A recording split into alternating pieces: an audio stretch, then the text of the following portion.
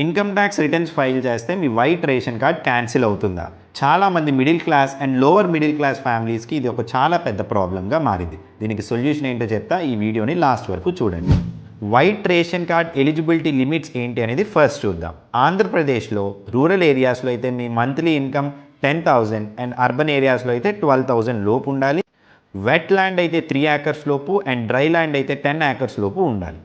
తెలంగాణలో ఈ లిమిట్స్ కొంచెం డిఫరెంట్. రూరల్ ఏరియాస్లో యాన్యువల్ ఇన్కమ్ 1,20,000 లోపు ఉండాలి అండ్ అర్బన్ ఏరియాస్లో 1,44,000 లోపు ఉండాలి. ల్యాండ్ వెట్ అయితే 3.5 acres లోపు ఉండాలి అండ్ డ్రై అయితే 7.5 acres లోపు ఉండాలి. ఈ 2 స్టేట్స్లో వైట్ కార్డ్ ఎలిజిబిలిటీకి కామన్గా అప్లై అయ్యే కండిషన్స్: మీ ఫ్యామిలీలో ఎవరి పేరు మీద కూడా 4-wheeler అనేది ఉండకూడదు, అలాగే మీ ఫ్యామిలీలో గవర్నమెంట్ ఎంప్లాయీ ఉండకూడదు, అండ్ ఎలక్ట్రిసిటీ కన్జంప్షన్ అనేది పర్ మంత్ 300 యూనిట్స్ లోపే ఉండాలి. And only exemption for 4-wheeler is taxi and a tractor.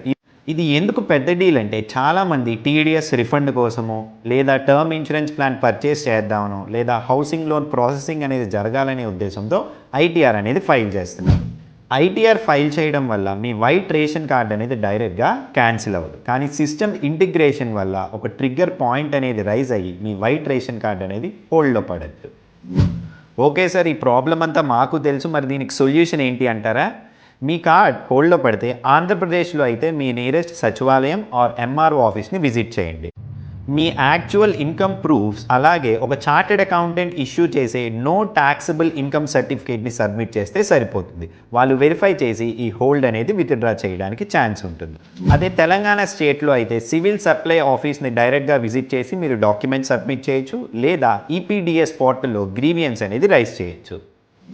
ఈ క్రిటికల్ అప్డేట్ చాలామందికి తెలియదు. మీ ఫ్యామిలీలో కానీ ఫ్రెండ్స్లో కానీ ఎవరైనా ఈ వైట్ రేషన్ కార్డ్ హోల్డ్లో పడడం వల్ల ఎవరైనా ప్రాబ్లమ్స్ ఫేస్ చేస్తే వాళ్ళకి ఈ వీడియో తప్పకుండా షేర్ చేయండి. And do follow our page for more such practical updates. Thank you.